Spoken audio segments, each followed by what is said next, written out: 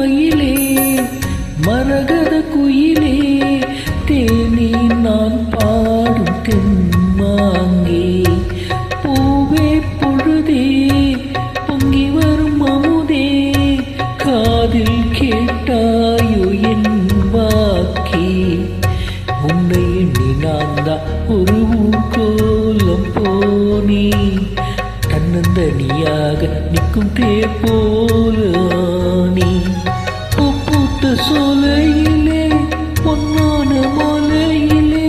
நீ வந்த வேளையிலே மயிலே